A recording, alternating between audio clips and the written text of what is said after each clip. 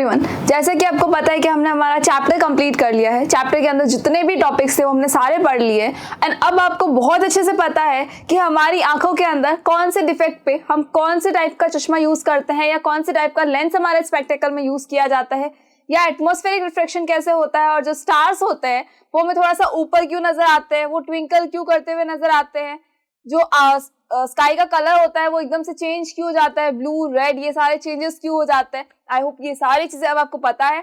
अगर ये सारी चीजें पता है तो अब हमें उनके क्वेश्चन आंसर्स देखना है इस चैप्टर के, सो दैट कि हमारा जो चैप्टर है ये हमारा पूरा कंप्लीटली हम उसको रिवाइज कर ले और हमें एग्जाम के टाइम में बिल्कुल भी प्रॉब्लम ना हो। अब भाई जब चैप्टर कंप्लीट पढ़ लिया आपने, उसका रिवीजन कर लिया है, तो डेफिनेट सी बात है आपको प्रॉब्लम कहाँ से होने वाली है। तो बस हमें क्या करना है, एनसीईआरटी की बुक के अंदर जितने भी क्वेश्चंस गिवन है, चाहे वो आपकी चैप्टर के हैं चाहे वो आपकी चैप्टर के मिड के हैं, ये सारे क्वेश्चंस हमें कंप्लीट करने हैं। और हाँ, चाहे वो चैप्टर के पीछे जो एक्सरसाइजेस है उसके हैं, सारे क्वेश्चंस आज हम कंप्लीट करने वाले हैं। So I Lavina Kumawat welcoming you all at Scoreshala. Start करते हैं हमारे इन क्वेश्चंस को, क्वेश्चन की सीरीज को, बिकॉज एक पार्ट में हम नहीं कंप्लीट करेंगे उसको, ताकि आपको भी कोई प्रॉब्लम ना हो और आप इजीली इसको जो है कंप्लीटली पढ़ ले। So first question is what is mean by power of accommodation of the eye. ये तो बहुत इजी टॉपिक होगा, बिकॉज आपको पता है हमने जो चैप्टर स्टार्ट किया था तो हमने क्या पढ़ा था, सबसे पहले हमने पढ़ा था ह्यूमन आई का स्ट्रक्चर, और उसके बाद जो हमारा टॉपिक था वो यही था, that is power of accommodation. अब ये एग्जैक्टली होता क्या है, देखो क्वेश्चन क्या पूछ रहा है आपसे, what is mean by power of accommodation of the eyes. Question यही पूछ रहा है आपसे, बिल्कुल सिंपल क्वेश्चन है, जो टॉपिक गिवन था वही तो क्वेश्चन पूछा गया है कि पावर ऑफ अकोमोडेशन जो है वो होता क्या है। तो पावर ऑफ अकोमोडेशन कुछ नहीं होता, जस्ट ये हमारी आईज की एबिलिटी होती है। आपको जब पढ़ाया गया था तो आपको बताया था कि अगर हमारे आंखों के आगे कोई ऑब्जेक्ट जो है कुछ बहुत दूर रखा है, कोई ऑब्जेक्ट है जो बिल्कुल पास में आ चुका है, तो क्या कई बार ऐसा होता है क्या कि जो ऑब्जेक्ट जैसे जैसे पास आएगा वैसे या तो वो उल्टा है तो थोड़ा बड़ा होता जाएगा, फिर वो सीधा हो जाएगा, ऐसा कुछ पॉसिबल है क्या? कभी इमेज जो है वो उल्टी बन रही है, कभी इमेज सीधी बन रही है, कभी बड़ी बन रही है, कभी बहुत छोटी बन रही है हमारी आंखों के आगे। तो ऐसा कुछ पॉसिबल है क्या कि अगर कोई ऑब्जेक्ट है, सपोज ये मेरा पेन है, यहाँ रखा है तो मुझे इतना नजर आ रहा है कि ठीक है इतना है, ठीक है, जैसे ही मैं इसको दूर लेकर जाऊंगी तो क्या ये मुझे छोटा नजर आएगा? बिल्कुल नहीं, ऐसा तो बिल्कुल नहीं होता था, किसी चीज में हमारे साथ में नहीं होता। क्यों नहीं होता? Because of power of accommodation. हमारी आंखों के अंदर जो हमारे सिलेरी मसल्स होती है या जो हमारे आई लेंस होता है, ये क्या करते हैं, ये फोकल लेंथ को एडजस्ट कर देते हैं, सो दैट कि हमारा जो हमारे सामने वाले कोई भी ऑब्जेक्ट रखा हो उसकी इमेज हमेशा कहाँ बने, हमारे रेटिना पर ही बने। इसीलिए हम जो है किसी भी ऑब्जेक्ट को कहीं भी रखा है, चाहे वो उसी शेप में उसी साइज में हम उसको देख पाते हैं और बिल्कुल सीधा देख पाते हैं, जैसे वो रखा है वैसे ही हम उसको देख पाते हैं, because of power of accommodation. Because ciliary muscles क्या करेंगी, कॉन्ट्रैक्ट हो जाएंगी, कभी कभी रिलैक्स हो जाएंगी। अब कब कॉन्ट्रैक्ट होगी और कब रिलैक्स होगी ये भी मैं आपको बता देती हूँ कि सिलेरी मसल्स के रिलैक्स होने से क्या होगा और सिलेरी मसल के कॉन्ट्रैक्ट होने से क्या हो जाएगा। देखो, जब सिलेरी मसल्स जो है ना वो रिलैक्स हो जाएगी, सपोज सिलेरी मसल्स है रिलैक्स हो चुकी है, तो क्या होगा, इसका मतलब क्या है, ऑब्जेक्ट जो है वो बहुत दूर रखा है। अब देखो, हमारी आंखें तो है यहाँ, ऑब्जेक्ट को हमने रखा है यहाँ, यह हमारा ऑब्जेक्ट है, हमने यहाँ इस ऑब्जेक्ट को रखा है, तो क्या होगा, लाइट की रेज जाएगी, हिसाब से तो होना ये चाहिए था ना कि हमें इमेज बहुत छोटी नजर आनी चाहिए थी, और रेटिना पर बने, ये कंपल्सरी थोड़ी ना हमेशा की रेटिना पर ही बने। बट क्या हुआ, ये जो सिलेरी मसल्स थी हमारी, दे आर वेरी स्मार्ट, वो क्या कर गई, एकदम से रिलैक्स हो गई। भाई दूर है ऑब्जेक्ट, कोई बात नहीं, जैसे एनिमी दूर होता था हम रिलैक्स होकर बैठ जाते हैं, वैसे सिलेरी मसल्स ने क्या किया, एकदम रिलैक्स होकर बैठ गई, उनको कोई मतलब नहीं है। ठीक है, जब सिलेरी मसल्स जो है वो रिलैक्स हो जाती है, जब सिलेरी मसल्स जो ऐसे थी वो क्या हो गया, रिलैक्स हो गई। रिलैक्स हो गई तो क्या हुआ, देखो बीच का स्पेस बढ़ गया, इस बीच के बढ़े हुए स्पेस में क्या होगा, जो ये सस्पेंसरी लिगामेंट्स है ये सिलेरी मसल्स की तरफ चले जाएंगे, बट इसके साथ अटैच क्या है, अटैच में है ये हमारा लेंस, आई लेंस जो है ये अटैच में। तो जैसे ही स्पेस बढ़ा तो क्या आई लेंस जो है वो सस्पेंसरी लिगामेंट से अपना नाता तोड़ लेगा कि भाई नहीं तुम लोग अटैच थे, तुम तो उसके पास जाओ, इससे दूर हो जाओ? तो ऐसा तो बिल्कुल नहीं होगा, ये लड़ती नहीं है साथ में, इसलिए क्या होता है, ये जो लेंस है ये भी खिंच जाता है। भाई क्या होगा, देखो सिलेरी मसल्स ऐसे थी वो एकदम रिलैक्स हो गई, रिलैक्स होते ही क्या हुआ, बीच का स्पेस बढ़ा, और इस बीच के बढ़े हुए स्पेस में जो सस्पेंसरी लिगामेंट्स थे वो भी सिलेरी मसल्स की तरफ चले गए, तो जो आई लेंस था वो भी क्या हो गया, सस्पेंसरी लिगामेंट्स की वजह से थोड़ा सा खिंच गया। जब थोड़ा सा वो खिंचा तो क्या होगा, थिन हो गया, थिक होगा, बट डेफिनेटली वो तो थिन ही होने वाला है, थिन हो गया। थिन होते ही क्या हो गया, जो फोकल लेंथ थी वो इंक्रीज हो चुकी है, अभी थिन होते ही क्या होगा, इनकी फोकल लेंथ जो है वो इंक्रीज हो जाएगी, और जो इमेज है वो ऑटोमेटिकली कहाँ आकर बनेगी, रेटिना पर आकर बनेगी। मतलब जो आई बॉल का जो हमारा लास्ट वाला स्ट्रक्चर होता है इसको हम कहते हैं रेटिना, तो हमारी जो इमेज है वो कहाँ बनेगी, फिर रेटिना पर ही बनेगी, ताकि हम लोग जो है वो इजीली इसको देख पाए। अब क्या क्या हुआ देखो, कौन कौन सी चीजें हुई। सबसे पहले क्या होता है, जब हमारा ऑब्जेक्ट जो है फार है, अगर कोई ऑब्जेक्ट है फार है तो हमें पॉइंट्स क्या याद रखना है कि जो हमारी सिलेरी मसल्स होती है, पॉइंट्स आपको क्या क्या याद रखना है कि जो हमारी सिलेरी मसल्स होती है वो क्या करती है, सिलेरी मसल्स जो होती है वो रिलैक्स हो जाती है। ठीक है, एक चीज तो ये हो गई हमारी कि सिलेरी मसल्स जो थी वो रिलैक्स हो चुकी है। अब क्या होगा, अब होगा ये कि सिलेरी मसल्स के रिलैक्स होने की वजह से जो हमारा लेंस था वो आई लेंस क्या हो जाएगा, आई लेंस जो है वो थिन हो जाएगा, और इसके थिन होने की वजह से क्या हो गया, जो हमारी फोकल लेंथ है वो इंक्रीज हो चुकी है। फोकल लेंथ क्या हो चुकी है, इंक्रीज हो चुकी है। यू नो वेरी वेल कि फोकल लेंथ क्यों इंक्रीज हुई है, बिकॉज क्या हो गया, आई लेंस जो है वो थिन हो गया, और आई लेंस के थिन होते ही जो हमारा फोकल लेंथ है वो इंक्रीज हो गया। और अगर फोकल लेंथ इंक्रीज होता है तो फिर पावर पे क्या इफेक्ट पड़ता है, power is equals to 1/f, that means it is inversely proportional to f। अब फोकल लेंथ अगर इंक्रीज हुई है दैट मीन्स क्या हो जाएगा, पावर डिक्रीज हो जाएगी। अगर फोकल लेंथ जो है वो इंक्रीज हुई है इट मीन्स क्या हो जाएगा, पावर जो है वो डिक्रीज हो जाएगी आपकी। और पावर डिक्रीज होने की वजह से क्या होगा, देखो जो हमारा दूर का ऑब्जेक्ट होता है वो हमेशा हमें थोड़ा सा छोटा नजर आता है। ठीक है, वो थोड़ा सा छोटा नजर आता है, वो ज्यादा क्लियरली विजिबल नहीं होता। एक तो बिल्कुल पास में है और एक बहुत डिस्टेंस पर है, तो जो क्लियरली कौन सा विजिबल होगा, जो पास में है हमारे।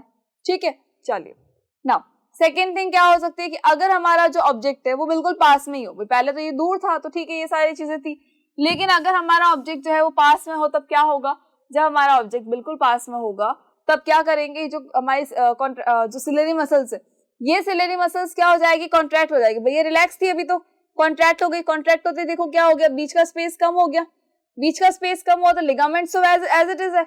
अब बीच के स्पेस कम होने की वजह से क्या होगा, इस लेंस के ऊपर पड़ेगा थोड़ा सा प्रेशर, और इस लेंस पे प्रेशर पड़ते ही क्या हो गया, जो आई लेंस था वो थिक हो चुका है, और उस थिक आई लेंस की वजह से ही हम हमारे आज सामने जो रखी चीज है, पास में जो रखी चीज है उसको हम बहुत इजीली देख पाते हैं, क्योंकि इसकी क्या हो जाती है, जब फोकल लेंथ कम हो चुकी है, फोकल लेंथ के कम होते ही पावर जो है वो इंक्रीज हो जाएगी, और पावर इंक्रीज होगी तो हम बहुत इजीली देख पाएंगे। देखो ये कौन सा ऑब्जेक्ट के लिए है हमारे, ये नियर ऑब्जेक्ट के लिए है। अब इस नियर ऑब्जेक्ट के लिए क्या क्या चीजें हो सकती है, तो नियर ऑब्जेक्ट में होता ये है फर्स्ट ऑफ ऑल कि हमारी जो सिलेरी मसल्स है वो क्या हो जाएंगी, सिलेरी मसल्स कॉन्ट्रैक्ट हो जाएंगी। भाई सब कुछ इसका अपोजिट है पहले वाले का, कि सिलेरी मसल्स जो है वो क्या हो गई, सिलेरी मसल्स जो थी वो हमारी कॉन्ट्रैक्ट हो चुकी है। ठीक है, इसके कॉन्ट्रैक्शन की वजह से क्या हुआ था, इसकी कॉन्ट्रैक्शन की वजह से जो स्पेस था वो कम हो गया, और उस कम स्पेस की वजह से जो लेंस है वो हमारा थिक हो चुका है। लेंस क्या हो चुका है, लेंस हो चुका है थिक। अब इस थिक लेंस की वजह से क्या होगा, थिक लेंस की वजह से जो फोकल लेंथ है हमारी, इस थिक लेंस की वजह से क्या होगा, जो फोकल लेंथ है वो डिक्रीज हो जाएगी। ठीक है, फोकल लेंथ जो है वो डिक्रीज हो जाएगी। क्लियर है, चलिए अब क्या होगा, अब ये होगा कि फोकल लेंथ के डिक्रीज होने की वजह से ही जो पावर है वो इंक्रीज हो जाएगी, because power is inversely proportional to focal length. ठीक है, तो अब क्या होगा, जो पावर है वो इंक्रीज हो जाएगी, पावर इंक्रीजेस। ठीक है, पावर इंक्रीज हो चुकी है।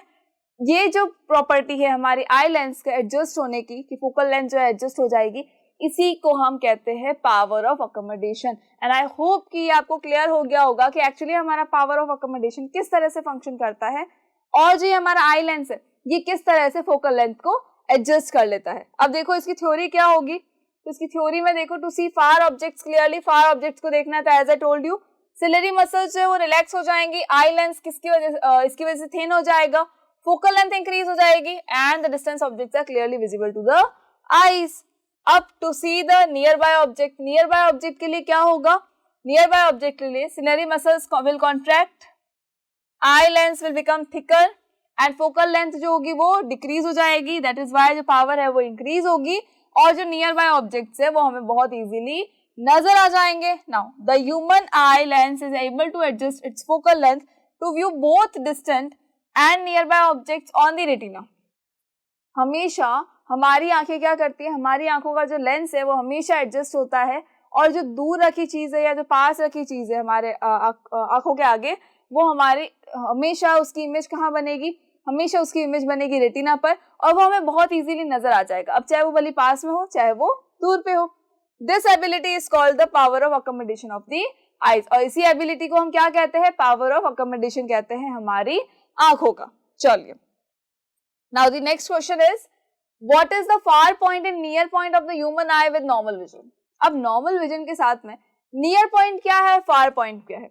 अगर मैं आपसे ये पूछूं कि आपको कौन सी चीज जो है वो बहुत ज्यादा दूर रखने के बाद में भी कितना दूर तक आप उस चीज को देख सकते हो, कोई भी चीज है सामने रखी है या हमारे घर ही क्यों ना है, कितना दूर तक आप उसको देख सकते हो, तो आप बोलेंगे कि मैम आगे वाला जो ये घर है वो नजर आ रहा है, उसके आगे का नहीं नजर आ रहा। अगर मैं आपको टॉप पे ले जाऊँ, बहुत थोड़ा सा ऊपर लेकर चली जाऊँ, तब क्या होगा, तो आप बोलेंगे कि मैम ये लास्ट वाले जो घर है वहां तक नजर आ रहा है, उसके आगे नहीं नजर आ रहा।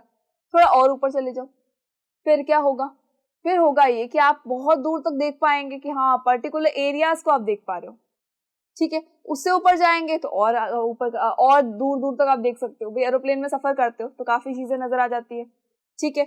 स्टार्स है, सन है, मून है, उनको तो अभी से देख पाते हैं, बल्कि ये तो कितना दूर है तो भी हम देख पाते हैं।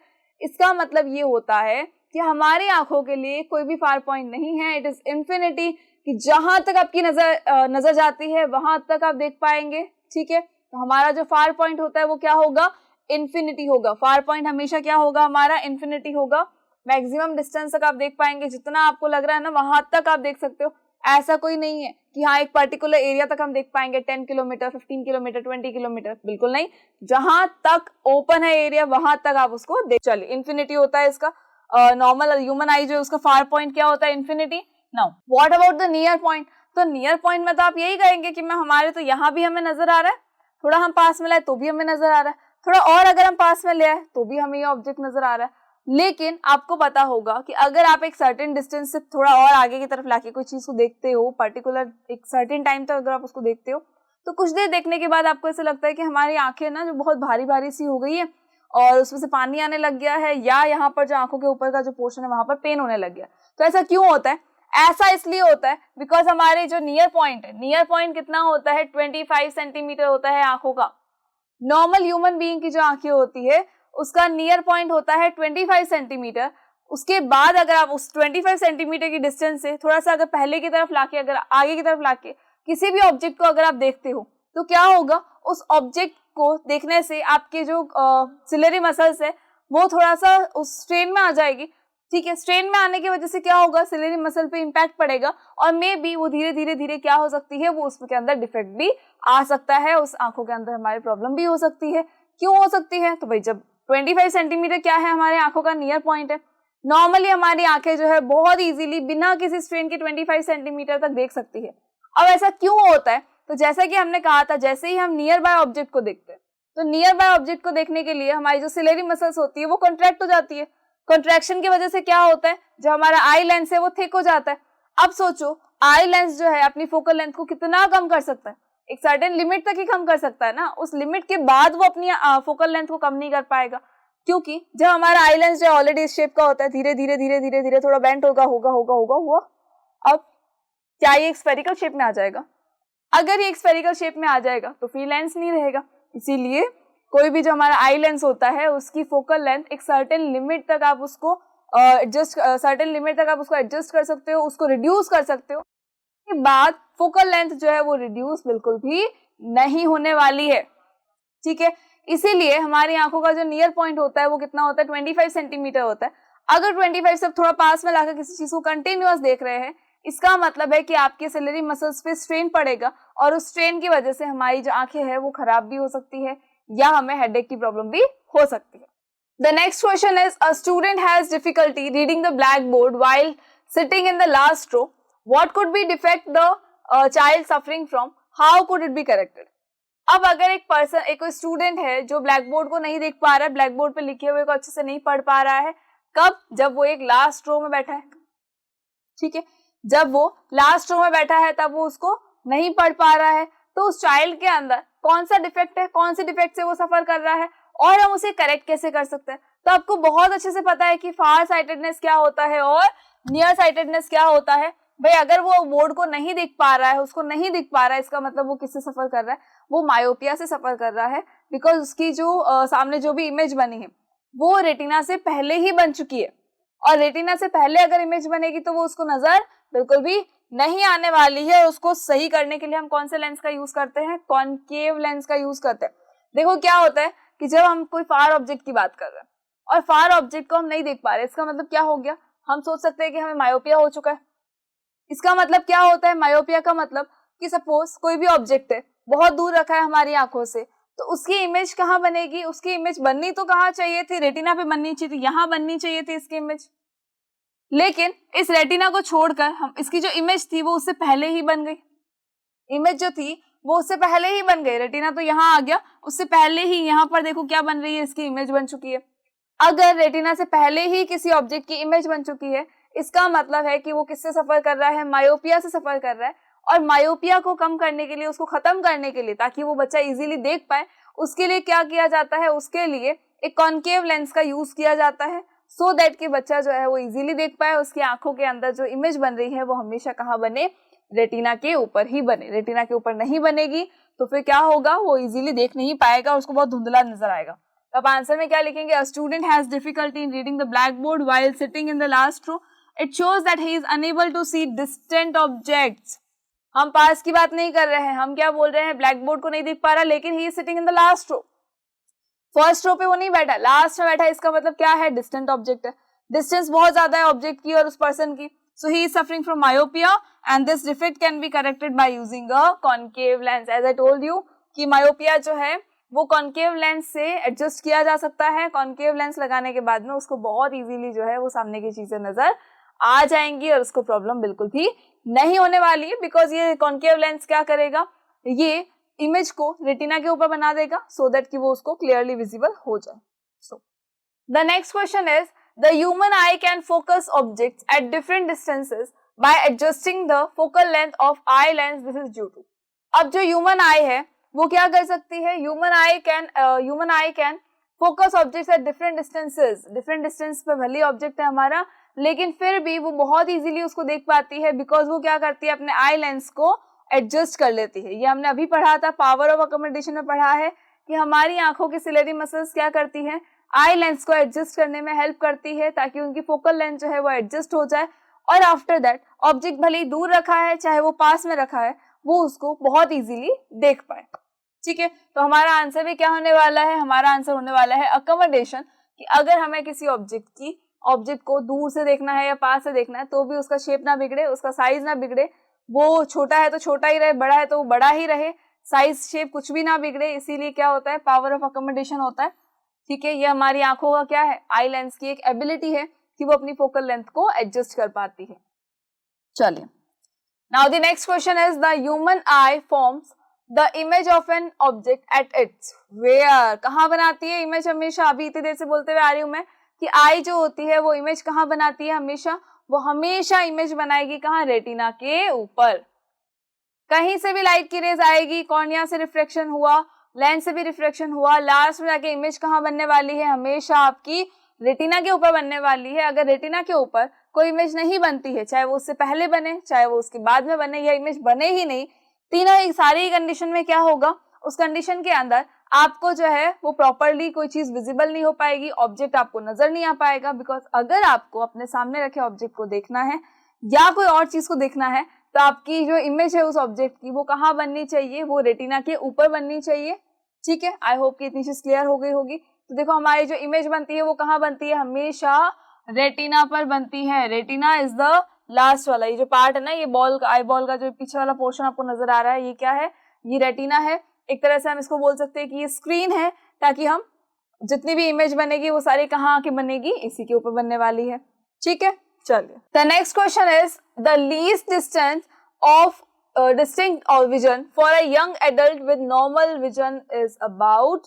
नॉर्मल विजन के लिए जो लीस्ट डिस्टेंस होती है, बिल्कुल सबसे कम डिस्टेंस जहां पर हम बहुत इजीली किसी चीज को रखकर देख सकते हैं, कौन सी डिस्टेंस होती है? तो इट इज 25 सेंटीमीटर।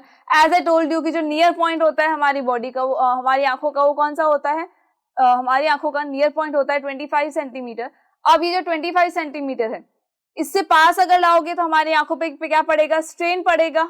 ठीक है, हमें तो वही है, लीस्ट डिस्टेंस चाहिए, सबसे लीस्ट डिस्टेंस पे हमारी आंखों पे, हमारी सिलरी मसल्स पे क्या होगा, स्ट्रेन पड़ेगा और उसकी वजह से वो एक सर्टेन टाइम के बाद प्रॉपर्ली फंक्शन नहीं कर पाएगी। इसीलिए हर एक का, ऐसा नहीं कि एडल्ट है, छोटा है, बड़ा है, बहुत बड़ा है, सबके लिए सिमिलर होता है near point, that is 25 centimetre. Near point क्या होता है, हमेशा 25 सेंटीमीटर होता है। चलिए, the next question is the change in focal length of an eye lens is caused by the action of the. Focal length के अंदर जो चेंज होता है वो किसकी वजह से हो रहा है? देखो चेंज किसकी वजह से हो रहा है, देखो प्यूपिल की वजह से हो रहा है क्या? बिल्कुल नहीं। प्यूपिल का काम क्या होता है? प्यूपिल का काम होता है लाइट की रेज को डिटेक्ट करके चेक करना कि उसको अंदर आने देना है या नहीं आने देना है। अगर ज्यादा होगी तो वो नहीं आने देगी, लेकिन अगर कम होगी तो वो उसको आने देगी। ठीक है, इसीलिए प्यूपिल का काम क्या होता है, जस्ट एक वॉचमैन की तरह काम करता है, गेट को क्लोज करना है, ओपन करना है। रेटिना है, तो रेटिना तो अभी अभी बताया था कि इमेज फॉर्मेशन में काम में आता है। रेटिना जो पीछे वाला पोर्शन होता है वहां पर हमेशा क्या बनती है, इमेज बनती है, इसलिए रेटिना तो नहीं होगा।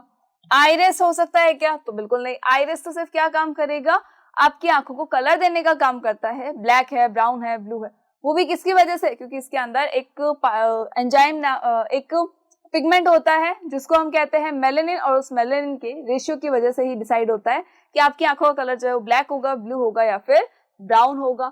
Now come to the ciliary muscles. तो यही आपका आंसर है। क्यों है ये आंसर आपका? बिकॉज फोकल लेंथ को जो एडजस्ट करने वाला काम करता है वो करता है हमारा सिलेरी मसल्स। या तो ये कॉन्ट्रैक्ट हो जाएगा या ये रिलैक्स हो जाएगा।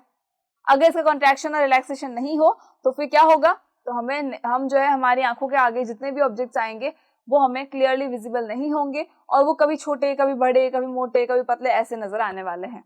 सिलेरी मसल्स का बहुत ज्यादा इंपॉर्टेंट रोल होता है इमेज फॉर्मेशन में। A person needs a lens of power minus 5.5 diopter। अब देखो एक पर्सन है जिसको कितने पावर का लेंस चाहिए, उसको चाहिए minus 5.5 dioptre for correcting his distant vision. अब उसका वो डिस्टेंट विजन है, उसको नहीं दिख रहा था दूर से, इसलिए उसको जो लेंस चाहिए था वो कितने पावर का चाहिए था, माइनस 5.5 डायोप्टर का चाहिए था। अब क्या हुआ, वो करेक्टिंग हिज नियर विजन, अब उसी का एक नियर विजन है उसको भी करेक्ट करना है। He needs a lens of power plus 1.5 diopter। अब उसको कितने पावर का लेंस चाहिए, उसको चाहिए प्लस 1.5 डायोप्टर। देखो प्लस 1.5 डायोप्टर का चाहिए। अब what is the focal length of the lens required for correcting distance vision and near vision. अब आपको ये पूछा गया है कि फोकल लेंथ जो है उस लेंस की कितनी होगी जब हम बात कर रहे हैं डिस्टेंस विजन की और अगर हम बात करते हैं नियर विजन की। देखो सिंपल सी चीज है, किसी भी एक पर्सन के अंदर दोनों जो विजन है वो उसमें डिफेक्ट हो सकता है। अब चाहे हम दूर की बात करें चाहे हम पास की बात करें, हो सकता है किसी पर्सन को ना दूर का नजर आता है ना पास का नजर आता है, नजर तो आता है लेकिन बहुत धुंधला सा नजर आता है। तो हम क्या करेंगे, डॉक्टर के पास जाएंगे। अब डॉक्टर ने चेक किया तो उसको समझ में आया कि अच्छा नियर विजन के लिए उसका जो लेंस लगेगा वो अलग लगेगा और फार विजन के लिए उसका अलग लगेगा। ठीक है, कोई प्रॉब्लम नहीं है। अब उसको ये समझ आया कि भाई जो डिस्टेंट विजन है उसके लिए जो लेंस लगाना है वो होगा माइनस 5.5 डायोप्टर पावर का, और अगर हम बात करें नियर विजन की तो जो लेंस लगेगा वो लगेगा प्लस 1.5 डायोप्टर। अब आपको बताना है कि उस लेंस की फोकल लेंथ क्या होगी। जब तक हमें ये नहीं पता होगा कि लेंस की फोकल लेंथ क्या होगी तब तक आप उस चश्मे को नहीं बना सकते। आप उसकी जो फोकल लेंथ अगर नहीं पता है तो हम उसके अकॉर्डिंग लेंस बना ही नहीं सकते। लेंस नहीं बनेगा, चश्मा भी नहीं बनेगा। चलिए, तो अब हमें पता है कि देखो क्या गिवन है, ये हमें गिवन है पावर 1, ये हमें गिवन है पावर 2। ठीक है, कोई प्रॉब्लम नहीं है इसमें तो। ठीक है, पूछा क्या है, फोकल लेंथ पूछे, तो ये तो बहुत सिंपल है, ज्यादा कुछ है ही नहीं कॉम्प्लिकेशन इसमें। क्यों नहीं है, बिकॉज हमारे पास एक फॉर्मूला है P is equals to 1/f। Simple है, P की वैल्यू गिवन है, F की वैल्यू फाइंड आउट करनी है। जिसकी वैल्यू फाइंड आउट करनी होती है उसे हम क्या करते हैं, एक साइड में ले लेते हैं ना उसको, तो बस F को ऊपर भेज दो और P को नीचे की तरफ भेज दो, तो ये क्या हो जाएगा, F is equal to 1/P। ये हो गया, F इज इक्वल टू क्या हो गया, 1/P हो गया। अब देखो जस्ट आपको क्या करना है, फॉर्मूले में वैल्यू पुट करनी है और आंसर फाइंड आउट करना है। F is equal to 1/P कितना है हमारे पास, P है माइनस 5.5 डायोप्टर, और इसका आंसर क्या हो जाएगा, तो जस्ट हमें इसको डिवाइड करना है और कुछ भी नहीं करना है और हमें आंसर मिलने वाला है माइनस 0.181 मीटर। हमें आंसर में क्या मिलने वाला है, माइनस 181 मीटर। आई होप की चीज क्लियर होगी। बहुत इजी क्वेश्चन है, ज्यादा कुछ भी नहीं है, सिर्फ ये बोला है आपको कि पावर गिवन है आपको किसी लेंस की, अब आपको ये बताना है कि उसकी फोकल लेंथ क्या होने वाली है। तो बहुत सिंपल है, क्योंकि हमारे पास एक फॉर्मूला है P is equal to 1/f। तो अगर हमें P गिवन है और f की वैल्यू फाइंड आउट करनी है, या हमें फोकल लेंथ गिवन है और पावर की वैल्यू फाइंड आउट करनी है, दोनों के लिए फॉर्मूला सिमिलर रहेगा, बस एक वैल्यू है, एक वैल्यू हमें फाइंड आउट करनी है। चलो नाउ फॉर सेकंड लेंथ के लिए भी यही है, f इज इक्वल टू क्या हो जाएगा 1/p, और p की वैल्यू क्या है हमारे पास प्लस 1.5 डायप्टर है, तो रख दो 1/1.5 dioptre, your answer will be 0.667 metre but of plus. ठीक है, आई होप कि ये चीज क्लियर होगी आपको कि इसकी फोकल लेंथ क्या होने वाली है। आप सोचोगे ना फोकल लेंथ इतनी कम होती है, तो बेटा बिल्कुल सही है, फोकल लेंथ इतनी कम हो सकती है। चलिए now the next question is what happens to the image distance in the eye when we increase the distance of an object from the eye। अब ये पूछा है कि अगर आपने क्या किया है, आंखों से किसी ऑब्जेक्ट की डिस्टेंस को इंक्रीज कर दिया। हमारे पास कोई ऑब्जेक्ट था, मेरे पास ये ऑब्जेक्ट है, ठीक है, यहाँ रखा हुआ है, मैंने क्या किया, इसको मैंने बहुत दूर ले जाके रख दिया, तो क्या होगा, क्या इमेज की डिस्टेंस में कोई फर्क पड़ेगा? इमेज की जो डिस्टेंस है वो कितनी हो जाएगी, ये आपको बताना। अब यहाँ पर था तो हमारी इमेज डिस्टेंस कितनी थी, तो हमारी आई बॉल की जितनी होगी ना। सपोज देखो जो हमारा ये आई बॉल है, ठीक है, इस आई बॉल के अंदर क्या होगा, इस आई बॉल के अंदर रेज आएंगी और आने के बाद जो इमेज फॉर्मेशन होगा वो कहाँ होगा, तो भाई इमेज फॉर्मेशन तो हमेशा आपके इस रेटिना के ऊपर ही होने वाला है। यहाँ जो है आपकी इमेज बनने वाली है, ये तो क्लियर है, ठीक है, यहाँ बनेगी आपकी इमेज, ये चीज तो हम श्योर है। तो क्या हमारे आई बॉल का साइज चेंज होता रहता है क्या? बिल्कुल नहीं, हमारे आई बॉल का साइज तो चेंज नहीं होता। ऐसा होता है कभी कि हमारी आई बॉल जो है कभी बढ़ गई है, कभी छोटी हो गई है, ऐसा तो बिल्कुल पॉसिबल नहीं है। आई बॉल तो एक फिक्स शेप है, जिसको हम चेंज नहीं कर सकते। हमेशा जो इमेज बनेगी वो कहाँ बनेगी, रेटिना पे बनेगी। सोचो कितनी डिस्टेंस है, इतना डिस्टेंस है हमारी आंखों का, तो ठीक है। अब देखो सपोज मेरा जो ऑब्जेक्ट है वो मेरा यहाँ रखा हुआ है, ठीक है, कोई प्रॉब्लम नहीं है। मेरी जो इमेज है इस ऑब्जेक्ट की वो कहाँ बन रही है, रेटिना पे बन रही है, तभी तो मैं इसको देख पा रही हूँ।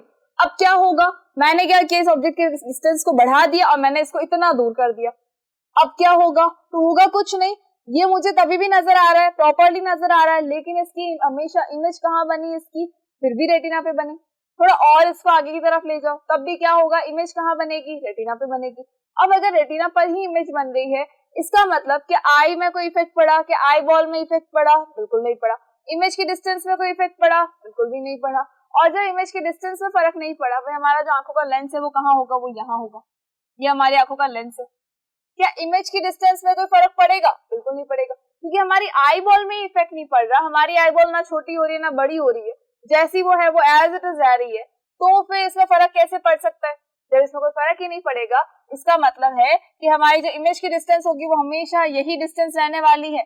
जितनी हमारी आई बॉल का डायमीटर होगा ना, उतनी ही हमारी इमेज की डिस्टेंस रहने वाली है। इसीलिए चाहे आप ऑब्जेक्ट को कितना भी दूर रख दे, चाहे आप ऑब्जेक्ट को कितना भी पास में लाकर रख दे, लेकिन हमारे इस इमेज की डिस्टेंस पर कोई भी इफेक्ट नहीं पड़ने वाला है। आई होप कि आपको ये चीज क्लियर हो गई होगी। Now come to the next question, that is why does the sun appear reddish early in the morning. अब आपको जो सन होता है ना, वो एकदम से मॉर्निंग में इतना सुंदर सा नजर आता है ना, रेड रेड कलर का, रेडिश टाइप का नजर आता है।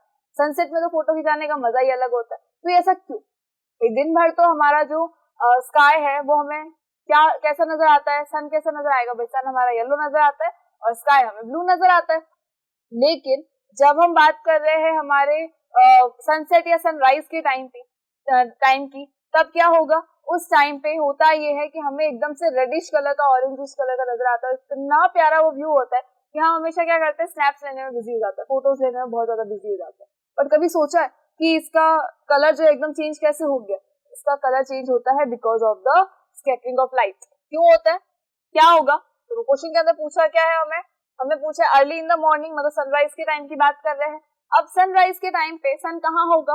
कॉमन सेंस की बात है, ये तो ईस्ट पे ही होगा, ऊपर की तरफ तो होगा नहीं, या तो ईस्ट पे ही होगा। और अगर सनसेट की बात करेंगे तो वो वेस्ट पे चला जाएगा। चलिए, तो हम बात कर रहे हैं हमारे सनराइज की।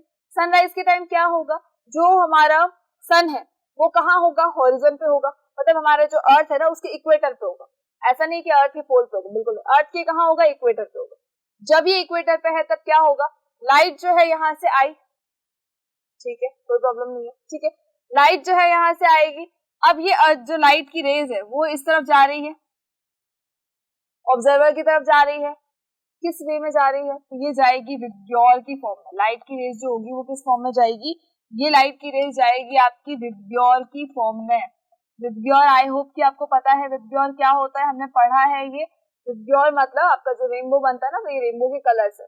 और हमें ये भी पता है, हमने ये चीज पढ़ी है कि जो विब्ग्योर होता है हमारा, जो हमारा विब्ग्योर होता है, विब्ग्योर में क्या होगा, जो वेवलेंथ होती है वो इस तरह से मूव करती है। इसका मतलब वेवलेंथ जो होती है वी की सबसे ज्यादा होगी, मतलब वॉयलेट सॉरी वी की सबसे कम होगी, मतलब वॉयलेट की सबसे कम होगी हमारी वेवलेंथ। उसके बाद जो इंडिगो है उसकी थोड़ी ज्यादा होगी वेवलेंथ। जो हमारा ब्लू कलर है उसकी थोड़ी और ज्यादा हो जाएगी वेवलेंथ आपकी। जी है ग्रीन, थोड़ी और वेवलेंथ हो गई इसकी। वाई येलो, थोड़ी और ज्यादा होगी बाकी सबसे।